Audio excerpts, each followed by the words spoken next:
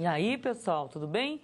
Como é que vocês estão? Como passaram aí toda semana, todo final de semana? Onde nós falaremos aí da nossa aula 5 de noções de atuária. E eu, professora Joenice, nós estaremos falando sobre previdência social e previdência privada, certo, pessoal?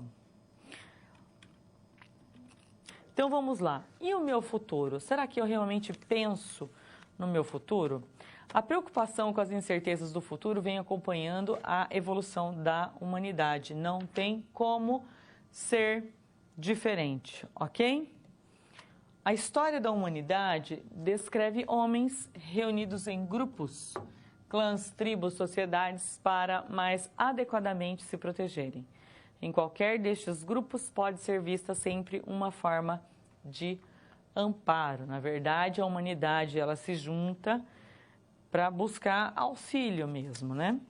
A Previdência no Brasil ela é dividida da seguinte forma. Então, nós temos RGPS, que é o Regime Geral de Previdência Social, operado aí pelo INSS, uma entidade pública e de filiação obrigatória para os trabalhadores regidos pela CLT, ok?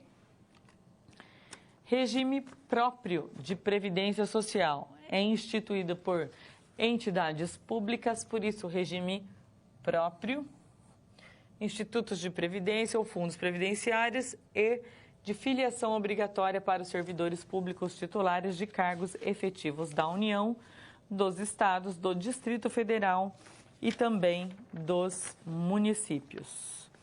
E temos aí o regime de previdência complementar. O que é o regime de previdência complementar?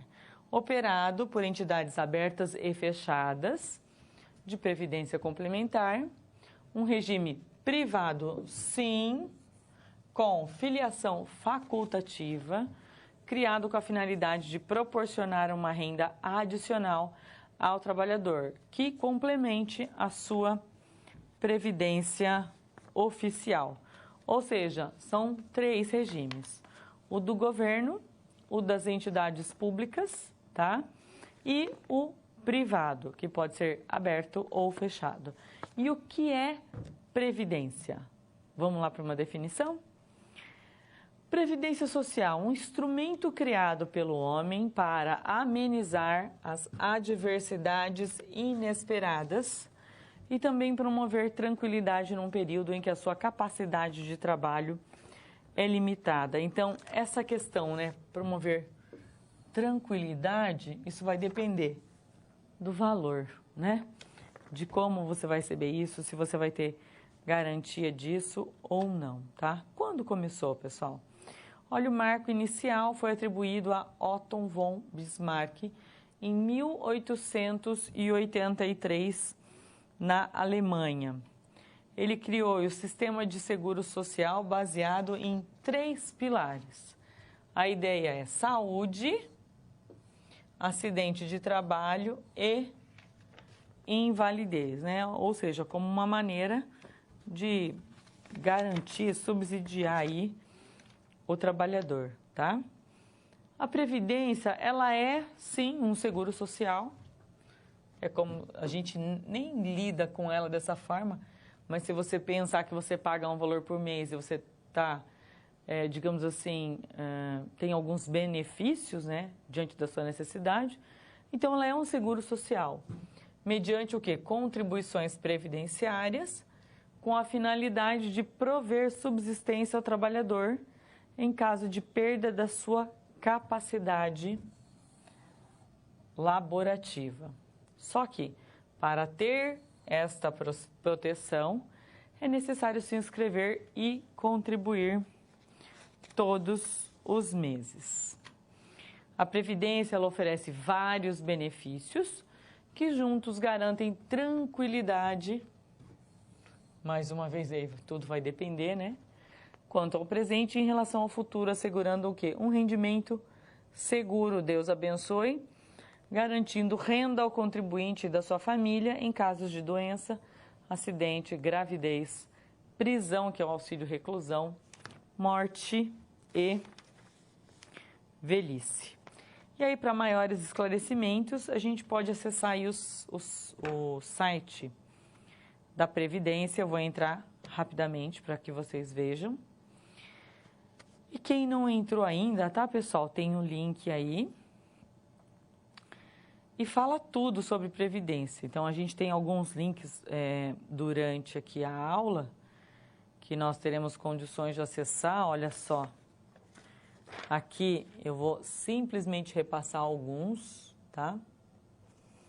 Aqui ele diz da acumulação de benefícios, carência, tá? Consulta os benefícios por incapacidade, perícia, como é a perícia médica agendada, dependentes, documento, enfim. Aqui do lado, olha, você consegue, já quem é beneficiário, né, utilizar alguns serviços. Consulta de situação do benefício, extrato de pagamento, alguns outros serviços. Aqui fala sobre os benefícios do INSS. Deixa eu ver se eu aumento a letra um pouquinho aqui. E que mais? Deixa eu mostrar aqui para vocês. Os benefícios aqui, ele é bem legal. Aposentadoria por tempo de contribuição, auxílio-doença, pensão por morte, salário e maternidade. Se eu clicar aqui, eu tenho todos os benefícios, enfim. E eu consigo saber um pouquinho mais sobre todos eles. Gente, se vocês... aqui que eu falo, tá? Em relação ao trabalho de vocês, né? A quantidade de informações que vocês têm, por exemplo, nesse link é absurda. Sobre todos os benefícios, fora se você pegar um trabalho, busca lá no Google acadêmico, um trabalho sobre INSS, você vai ter muita coisa para falar, beleza? E agora uma atividade rapidinha aí para a gente dar uma paradinha, olha só. Qual o benefício previdenciário que você considera mais importante?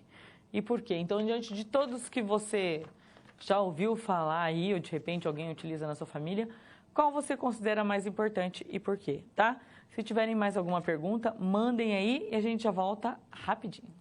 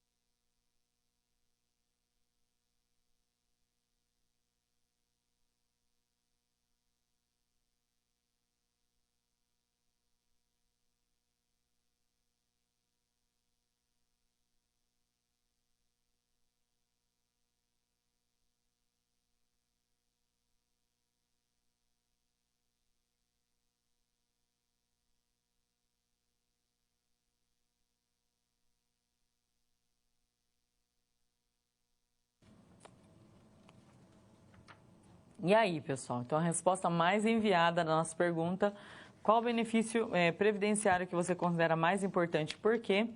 Foi auxílio doença e aposentadoria. Gostaria de agradecer a participação dos polos aí que participaram: Castanhal, Arapiraca, Jaíba, Taiobeiras, Minas Gerais, Esplanada, Mato Verde, Alagoinhas, Pirapora, Quixeramobim, Colatina, dentre outros. Muito obrigado pela participação de vocês. Aqui, inclusive, nós tínhamos uma outra pergunta que eu não quis colocar agora, mas que vocês pensem aí, né? Você considera justo o auxílio reclusão? E aí vocês tinham que justificar. Se vocês quiserem mandar a resposta de vocês, a próxima paradinha que nós tivermos, que vai ser um vídeo, a gente comenta sobre isso, tá? Eu tenho uma pergunta, pessoal de Uruaçu, Goiás, um abraço aí para vocês. Pergunta assim, olha, tem um prazo mínimo de carência para seguro? Depende qual. Tem alguns que tem, sim, tá? Por exemplo, para auxílio maternidade, não tem, né? Mas para você receber o seguro-desemprego, tem. A primeira vez, inclusive, ele tem regras diferentes pela quantidade de vezes que você já recebeu. Se você nunca recebeu, se eu não me engano, a regra era no mínimo 6 meses de trabalho consecutivo, né? 180 dias lá. Se você vai receber pela segunda vez, você tinha que ter um intervalo de não sei quantos meses de trabalho, independente do tempo que você ficou parado ou recebendo. E se eu não me engano, a terceira vez era a partir de 21 meses trabalhando efetivamente. E aí, sucessivamente, tá? Vamos falar um pouquinho da história, né? Como é que aconteceu, como é que surgiu a Previdência Social no Brasil. Vamos lá? Possui mais de 100 anos de história. A primeira legislação pertinente ao tema é datada de 1888, quando foi regulamentado o direito à aposentadoria para os empregados dos Correios. O fato considerado como ponto de partida da Previdência Social propriamente dita no país, contudo, é o que? Foi a Lei Eloy Chaves, que trouxe o Decreto 4.682 de 1923. Ela criou a Caixa de Aposentadoria e Pensões para empregados de empresas ferroviárias. Então, surgiu a partir daí de 1923. Estabeleceu, nesse caso aqui, assistência médica, aposentadoria, já foi bom já, né? Começou bom. E pensões válidos, inclusive para os seus familiares. Em 3 anos, a lei seria estendida para trabalhadores de empresas portuárias e também de empresas marítimas. Na década de 30, através da promulgação de diversas normas, os benefícios sociais foram sendo implementados para a maioria das categorias de trabalhadores dos setores público e também do setor privado. O diploma legal que definiu as bases do sistema de previdência social foi a Lei de 1884, a lei número, né? 1884, de 16 de março de 35. Essa lei vigorou até 62 e efetuava o quê? A regulamentação dos princípios gerais definidos pelo Estatuto, veja bem, era um Estatuto do Trabalho Nacional. As instituições de previdência foram divididas em 4 categorias. E aí nós tínhamos como a primeira categoria as instituições de previdência dos organismos corporativos. Temos as caixas sindicais de previdência, caixas de previdência da Casa do Povo, Casa dos Pescadores.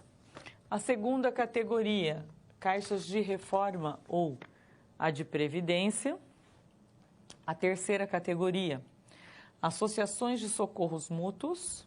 E a quarta categoria, as instituições de previdência dos funcionários civis e militares do Estado e dos corpos administrativos.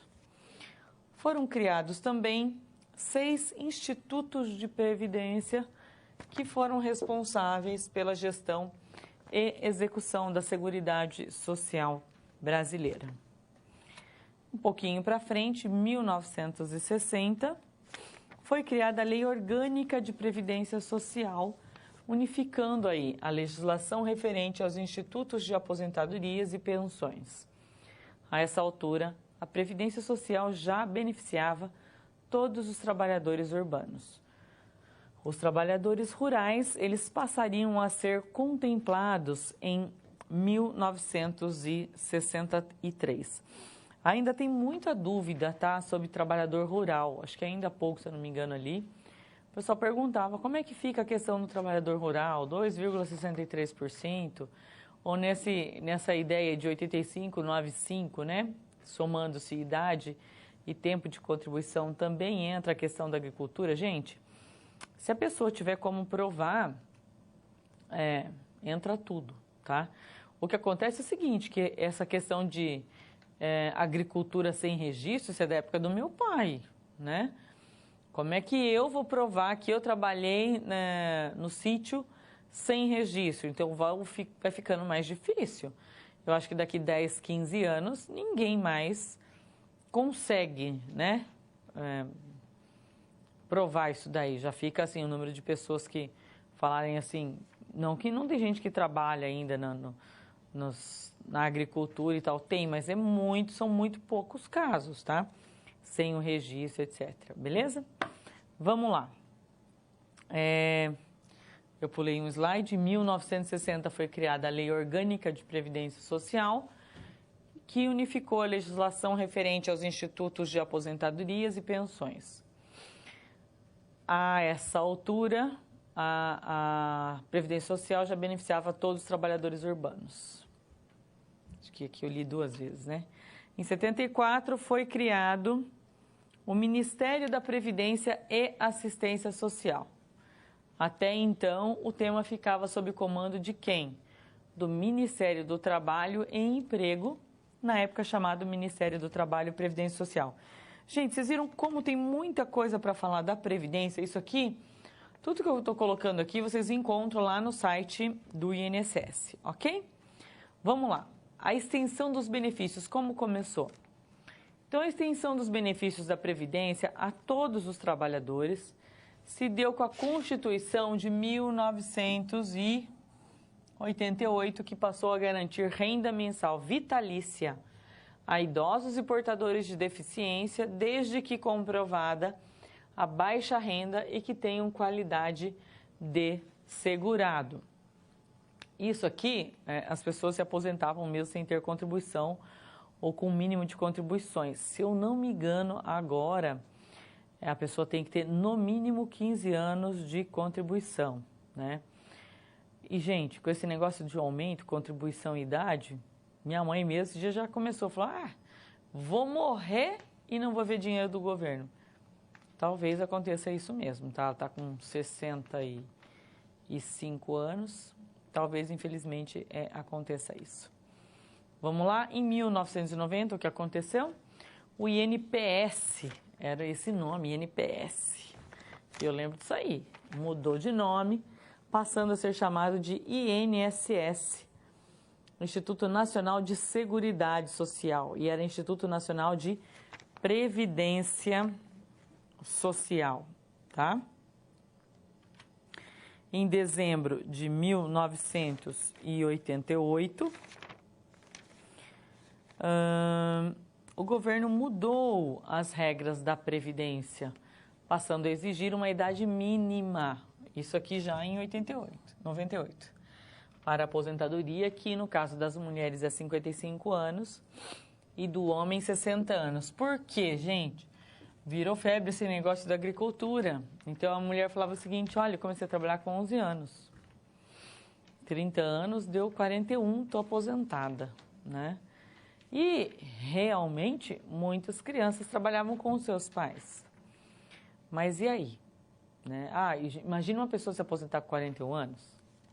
Daqui um ano eu estar aposentada. Olha que beleza, né? Daqui um ano não, vai ser esse ano mesmo. Mas você vê que beleza? Não tem condição. E outra, o governo não dá conta de pagar todo mundo, né?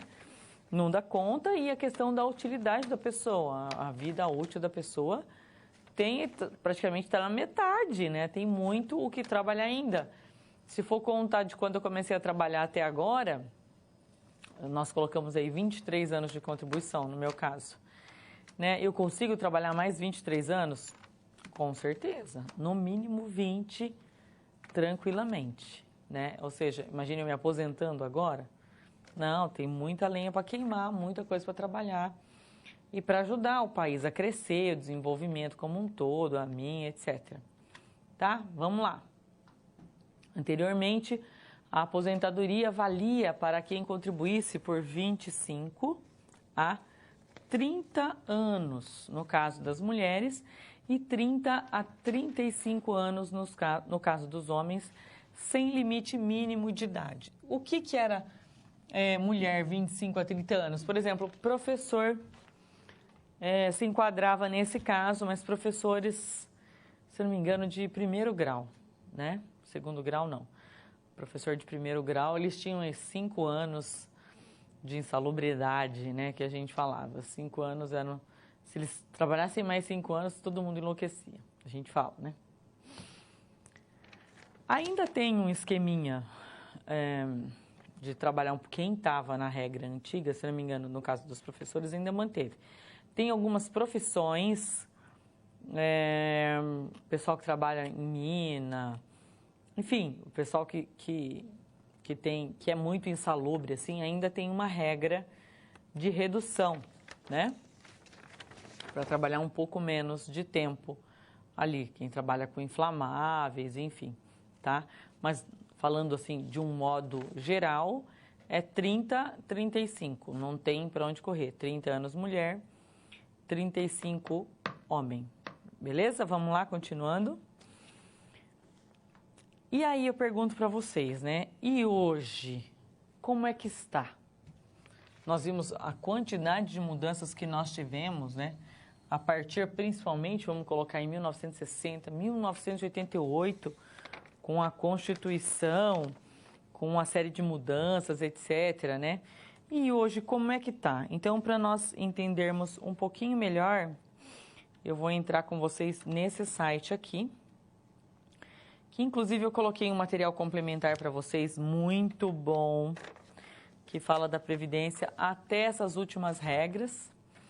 Esse aqui é do Portal Brasil, ele dá aqui, né, pessoal, ó, novas regras para a aposentadoria já estão em vigor. Entenda as mudanças. Então, se vocês tiverem alguma dúvida, aqui diz assim, olha, a presidenta, chega a doer, né? Mantém regra 85-95, que é a soma do tempo de contribuição e da idade do trabalhador. Eu não vou entrar aqui, pessoal, mas tem muita coisa para se informar, tá? Aqui fala investimentos, ações de combate à informalidade, o que a Dilma tinha sancionado aqui na época. Aqui diz, olha, na prática, como isso funciona. Eu até coloquei uma parte desse material ali no material complementar de vocês, tá? Que eu entreguei para vocês. Deixa eu ver se eu consigo aumentar um pouquinho a letra. Ah, tá. Melhor, né? Então, eu coloco aqui, olha, uma mulher, vou usar um exemplo aqui, tá? Uma mulher de 55 anos poderá pedir aposentadoria após ter contribuído por 30 anos. A soma alcança 85. Já o homem precisaria ter contribuição de 35 para se aposentar aos 60 anos de idade, por exemplo. E aí a soma chegaria aos 95. A idade do aposentado, contudo, pode ser maior ou menor, isso vai depender do quê? Do tempo de contribuição previdenciária. Como assim? E aqui ele dá todo o exemplo, tá? Vou ler esse primeiro exemplo. Um trabalhador que tenha 58 anos de idade, mas contribuía a 37, ele pode sim se aposentar pelo valor integral, tá? Na época aqui era 4.663, acho que eu tinha lido o texto, por isso que eu estava com esse valor na cabeça. Então, essa nova regra, que vai começar aqui a partir de 2019, ela adquire o quê? Um caráter progressivo a partir de 31 de dezembro de 2018. Após essa data, para afastar o uso do fator previdenciário, a soma da idade e do tempo de contribuição ganhará pontos extras, de acordo com o ano em que o trabalhador quiser se aposentar. Isso levando em conta o aumento da expectativa de vida do brasileiro. E aí ele dá um exemplo prático aqui, né, que a princípio, se você ler a primeira vez, não é tão simples, mas depois você vai ver que a cada ano que você trabalha, são 2 pontos que você soma, porque é 1 ponto da sua idade, mais 1 ponto do seu trabalho. Vamos ver só o primeiro exemplo, tá? Para conseguir aposentadoria em 2019 ou 2020, deve-se somar 1 ponto à regra 85/95. Portanto, o cálculo final deverá ser de 86 pontos se mulher e 96 se homem. No caso das pessoas que quiserem se aposentar entre 21 e 22, soma-se 2 pontos, chegando a 87 e 97, tá? Até chegar sucessivamente até 2026, aonde a regra vai ser de 90 a 100. E aí ele explica por que incluir essa progressividade, por que a mudança da regra é importante, né? Por que mudar as regras? E aí diz claramente aqui, ó, tem um déficit nas contas previdenciárias, e isso, se não acontecesse, poderia chegar na casa dos 100 bilhões, sabe-se lá Deus qual é o rombo hoje. Enfim, aqui ele diz uma regrinha, hoje há mais de 9 pessoas em idade ativa para cada idoso.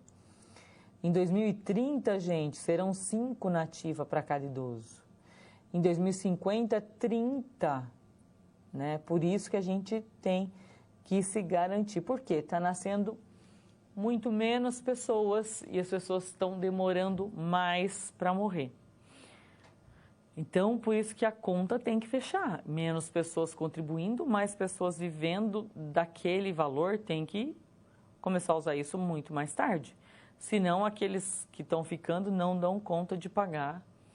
E assim, sucessivamente, chegando naquele rombo ali, né, em 2026, que não é nada muito longe, de 100 bilhões, fora o próprio rombo que o governo já faz questão, né, de nos dar de presente. Vamos continuar então, a gente vai falar um pouquinho de previdência privada. Vamos lá para o quadro?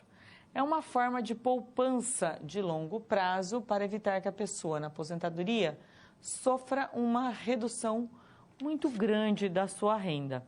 Para falar um pouquinho mais sobre previdência, a gente vai pôr um vídeo, tá? Algumas vantagens da previdência privada. Rapidinho a gente já volta. Muita gente no Brasil ainda não sabe por que fazer uma previdência privada. Porque parece que nós vamos investir muito tempo sem nem saber ao certo qual vai ser o retorno. Se você é uma dessas pessoas, preste atenção, porque agora no Coringa Econômico eu vou mostrar que a previdência privada pode ser um bom investimento.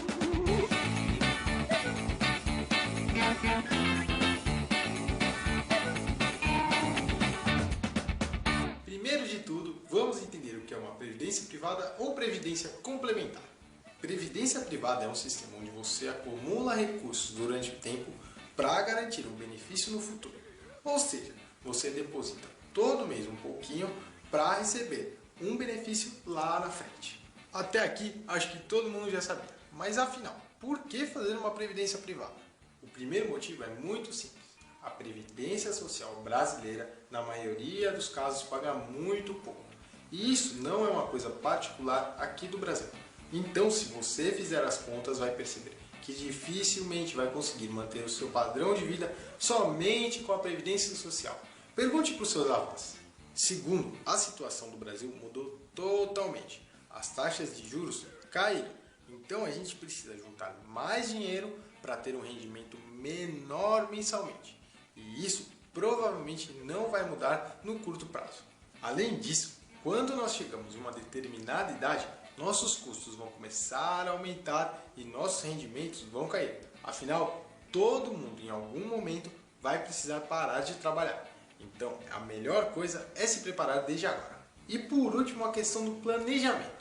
Quando a gente faz uma previdência privada, nós estamos planejando exatamente nosso futuro, contribuindo mensalmente. Então, nós conseguimos ter nossa vida financeira um pouco mais organizada, sabendo que estamos juntando um pouquinho do nosso patrimônio todo mês. Eu sei que isso tudo pode parecer bobagem, mas o tempo realmente passa voando e é como a velha história da formiga e da cigarra. É melhor se preparar agora porque o inverno vem lá na frente. Até agora eu só falei das vantagens, mas você deve estar se perguntando: existe alguma desvantagem de investir na previdência privada? Sinceramente, existe. Primeiro, a alta taxa de administração. A taxa de administração é cobrada para que os responsáveis tomem conta de todo o dinheiro da Previdência.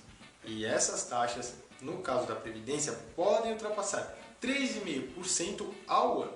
Então, todo ano você vai perder uma parte do seu patrimônio em função dessa taxa de administração. Nos fundos de investimento, por exemplo, a taxa de administração normalmente não ultrapassa 2%, o que mostra que na previdência privada elas podem ser realmente muito altas. Além disso, existe a taxa de carregamento. Essa taxa de carregamento é cobrada toda vez que você faz um aporte na sua previdência privada e ela pode chegar até 10%. Então imagine, se você fizer um aporte de R$100 em um mês, pode ser que a taxa de carregamento coma R$10 desse aporte. Essa taxa serve para que a instituição responsável pague todos os custos administrativos. Em alguns casos, ela pode ser cobrada só lá na frente, quando você começar a resgatar o seu dinheiro. Então, a taxa de carregamento pode ser tanto na entrada quanto na saída do plano. Mas apesar desses custos em alguns planos, a previdência privada vem se expandindo muito no Brasil, porque existem várias instituições com taxas bem competitivas, o que acaba tornando um investimento em previdência ainda melhor. Mas aí surge aquela dúvida: então qual é o melhor momento para investir na previdência? Para você nunca mais esquecer, lembre dessa frase: previdência privada, a hora é agora. Existem vários planos que não vão impactar tanto no seu bolso e que vão te deixar bem tranquilo lá na frente. E um detalhe importante: antes de você fazer sua previdência, você precisa saber que existem vários tipos de planos, com vários perfis de risco e tributações. Só que fica tranquilo, porque a gente tem vídeos explicando tudo isso. E depois de assisti-los, você vai entender tudo sobre previdência privada. E não deixe de dar uma olhada nas ferramentas do Ibo, nos outros vídeos e nos guias do Coringa Econômico. A gente tem tudo o que você precisa para fazer os melhores investimentos. Então, galera, vocês entenderam. A previdência privada é uma maneira de planejar nosso futuro desde agora. Apesar das altas taxas de administração e de carregamento, esse é um bom investimento e é uma maneira da gente garantir um futuro sossegado. Eu sou o Murilo Vosnak e a gente se vê no próximo Coringa Econômico, então.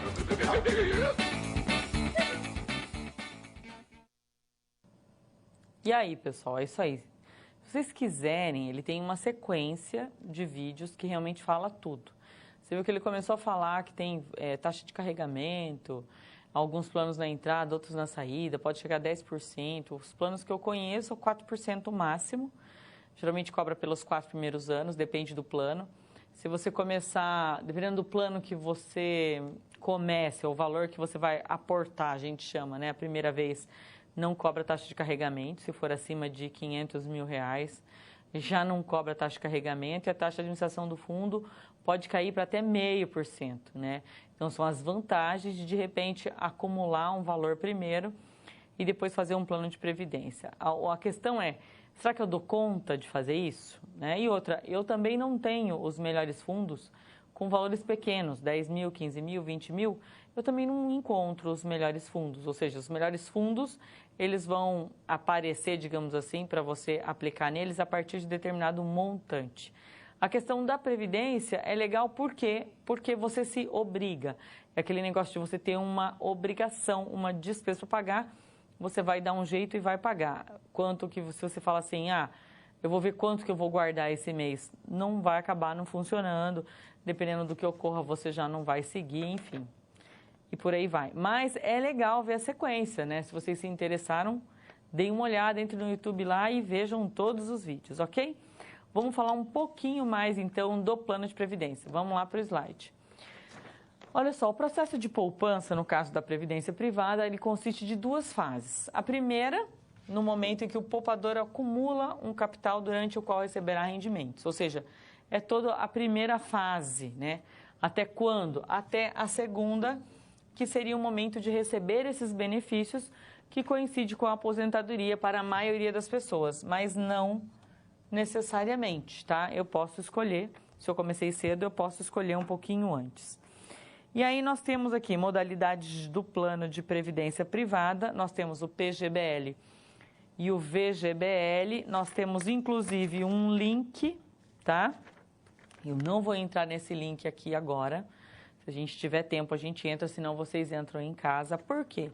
Qual que é a diferença básica do PGBL e o VGBL? Eu coloquei no material complementar de vocês, inclusive. O PGBL, você pode utilizar, ele é legal para quem faz a declaração de imposto de renda completa, onde você pode utilizar até 12% do valor do seu rendimento anual para abater no imposto de renda, no cálculo do imposto de renda. Como assim?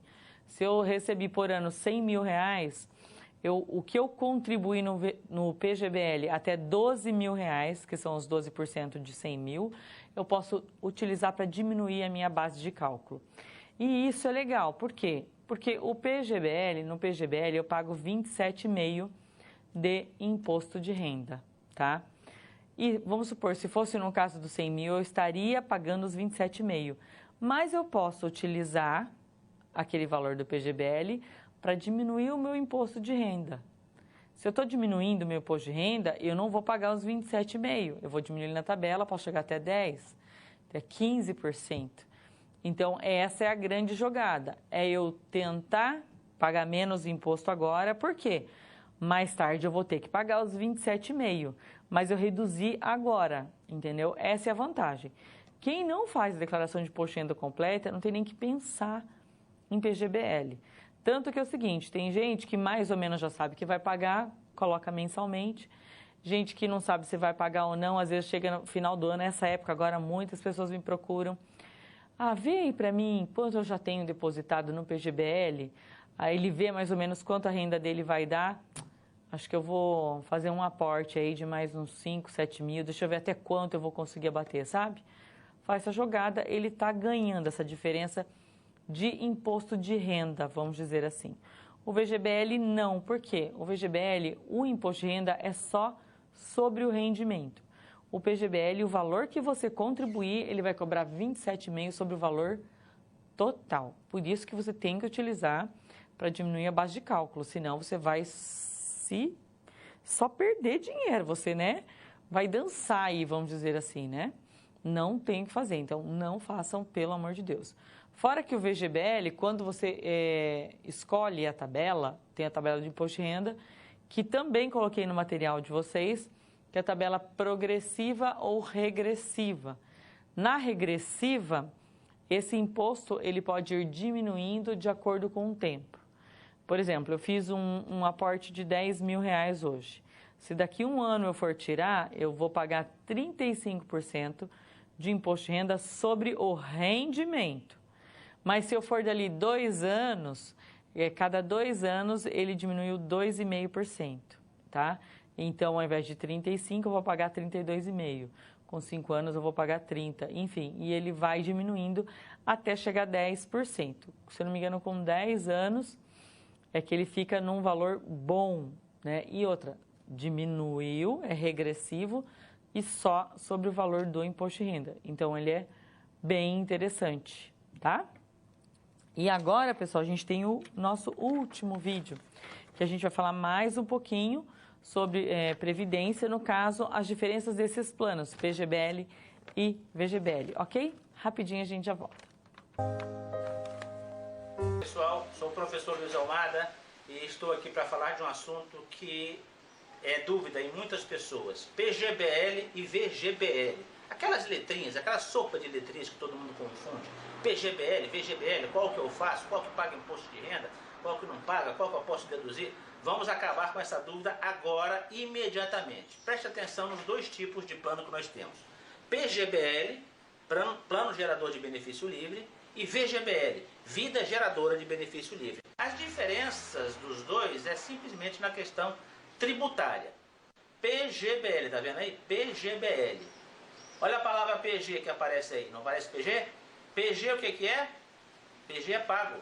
Então, PG é para quem paga imposto de renda.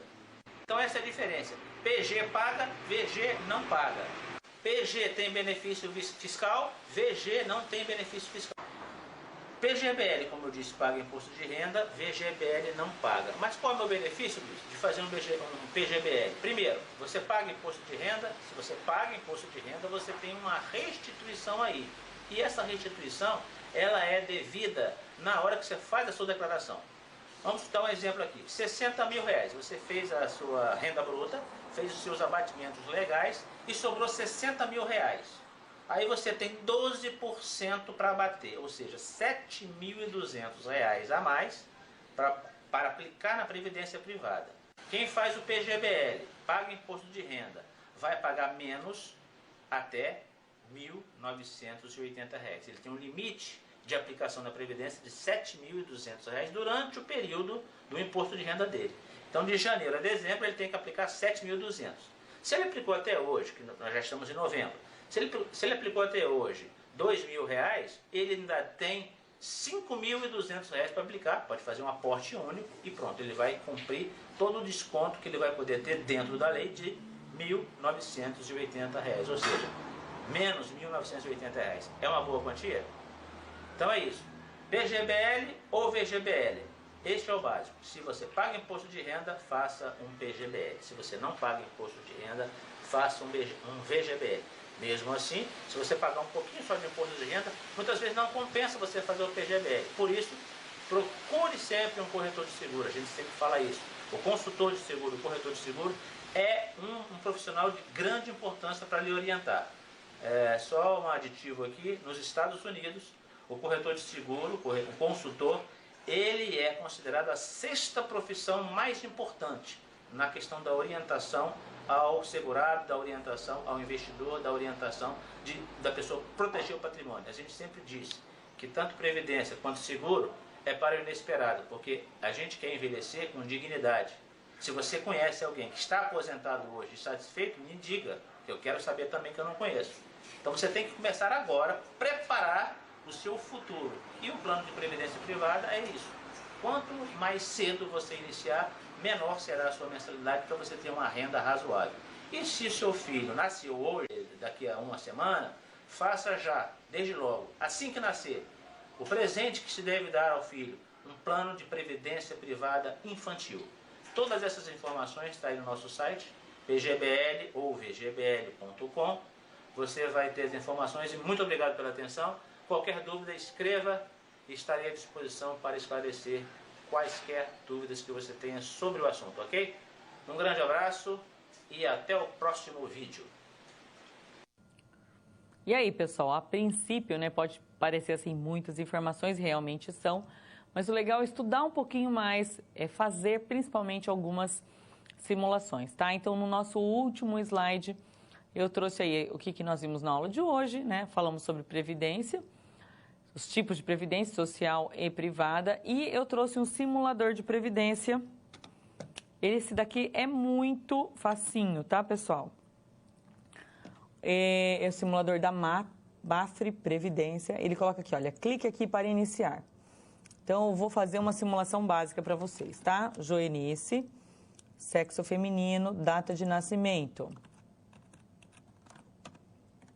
Com que idade você pretende se aposentar? Vou colocar aqui 60 anos. Então, eu teria aqui 20 anos de contribuição. Vou colocar simplificada, tá? Porque não adianta eu colocar completa se eu não vou ter grana, por exemplo, para guardar, beleza? Próximo passo. Quanto que você quer pagar por mês? Vamos pensar aqui em R$200. Investimento inicial, não. Rentabilidade estimada, pelo menos 9%, né, pessoal? Aqui, ó, ele já dá, tá vendo? Se eu contribuir R$200 por mês, em 20 anos eu acumularia em torno de R$113 mil. E eu teria aí uma aposentadoria, ele coloca aqui, deixa eu tentar aumentar a letra mais um pouquinho. Ó, R$ 1.888,16 sem o imposto de renda aqui, tá? Agora eu vou voltar aqui e vou colocar essa renda aqui. Na verdade, eu quero mudar a minha idade. Vamos supor que eu sou nascida aqui de 95. para a gente aumentar em 20 anos a minha contribuição, tá? Vamos continuar. Os mesmos R$200 para vocês verem a diferença. Olha aqui a diferença, R$ 12.662,53, lógico, sem imposto de renda. Mas vocês viram que o dobro de anos não me deu o dobro de renda, me deu muito mais renda. Então, por isso que ele fala, seu filho nasceu, faça. Ou comece o quanto antes, ok? Se puder pagar 200, pague 200, vocês têm aqui o valor. Isso aqui é a renda vitalícia que ele coloca, tá? Mas quando eu chegar nos 60 anos, eu posso escolher tirar esses R$700 mil que ele coloca aqui, por exemplo, tá? Ou seja, o simulador tá aí, a decisão é de vocês mais que nunca. Aguardo vocês semana que vem, então, segunda-feira, beleza? Excelente semana para vocês, pessoal. Fiquem com Deus e até semana que vem, se Deus quiser. Bye, bye, pessoal. Beijão.